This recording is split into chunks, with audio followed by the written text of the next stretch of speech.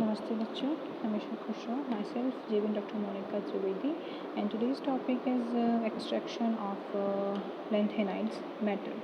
For this process, the monazite sand, which is treated with the hot concentrated H2SO4, when the thorium, lanthanum, and lanthanum dissolve as a sulfate are separated from the insoluble materials like impurity. So, on a partial neutralization by NH4OH, the thorium is precipitated as a THO2 oxide in form of the oxide. Then the Na2SO4 is added to the solution. Then the lanthanum and the light lanthanides are precipitated as a sulfide, leaving behind a heavy lanthanides in a solution. So the precipitation obtained, which precipitate we obtain in this, the hot concentrated NaOH added by resulting the hydroxide of the light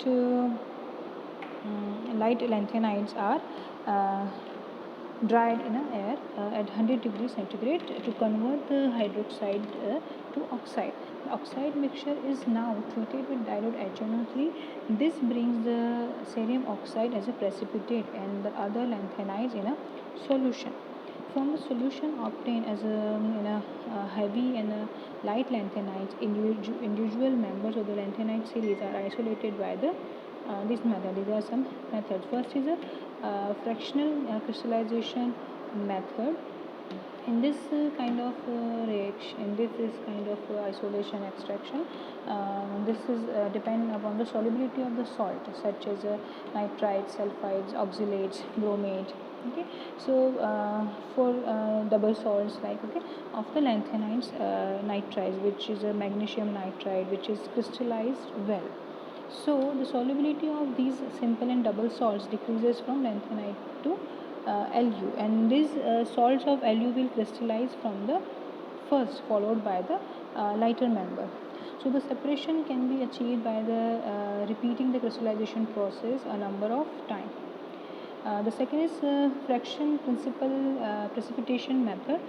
This method is also based on the difference in the solubility of precipitate form, which is formed on the addition of the precipitant. The precipitating agent, okay, it is also known as the precipitating agent. If the little amount of the precipitate is added, the salt will lowest solubility is precipitated most readily or rapidly. Like for example, when NaOH is added to the solution of LnNO3 whole thrice. The Lu hydrides being the weakest base and having the lowest solubility product is precipitate first, while the lanthanum hydroxide, which has a strong base and has a higher solubility product, is precipitated last. By dissolving the precipitate in HNO3 and repeating this process the hydroxide a number of time, the possible compound we can separate from the lanthanide series. Next is the valency charge method. This method based on the chemical properties by changing the oxidation state of the lanthanide element. The most important application of this method is made up in the separation of the cerium and the europium elements from the mixture of the lanthanides. Okay, so here you can see the mixture of the containing Ln+3 ion is if treated with the strong oxidizing agents such as alkaline carbenophore, only cerium plus 3 ion is oxidized to cerium plus 4, while the other lanthanides remains the unaffected. Okay, for example, the europium can be separated almost completely for the Ln+3 ion for the solution by the reducing the zinc amalgam, and then the precipitation of europium sulfide on the adding of the H2SO4, which is insoluble in a water, hence can be separated. Next is a complex formation method. This method is generally employed to the separation having the lanthanide element from the lighter ones by taking the advantages of the strong complexing tendency of the similar cation with the complexing agent. When EDTA is added to the Ln+3 ion solution, the lanthanides from the strong complexes, if the oxalate ion are added to the solution, containing EDTA and Ln plus 3 ion, no precipitate of the oxide is obtained. However, on the adding of the small amount of the acid, the large soluble complex of lighter lanthanides are dissociated and they precipitated as oxalate, but the heavier lanthanides remain in a solution as a EDTA complex.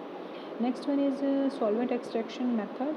This kind of method is based on the difference of the values of the participation coefficient of the lighter and heavier lanthanides between two solvents like water and tributyl phosphine TBA. Heavier lanthanides are more soluble in TBA than the lighter, as where the solubility of these in a water and other ionic solvent is different from the lanthanides.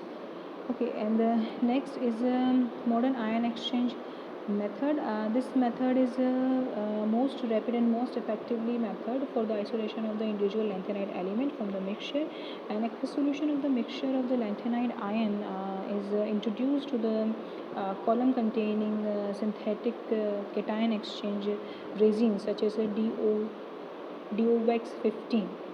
Okay, this resin is sulfonated polystyrene containing SO3H as a functional group. As the solution of the mixture of moves from the column Ln plus 3 aqueous ion replaces the H plus ion of the resin and get themselves fixed on it. This is the reaction of where the lanthanide is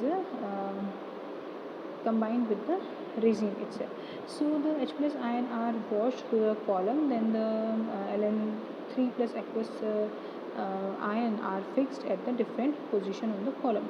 Since the Lu plus 3 aqueous is the largest and the cerium plus 3 aqueous is the smallest, so the Lu plus 3 ion is attracted to the column with the minimum firmness remaining at the bottom, and the cerium aqueous ion with the maximum firmness remaining at the top of the resin column. In order to the movement of these the Ln plus 3 aqueous ion down the column and recover them, a solution of the anionic ligand such as a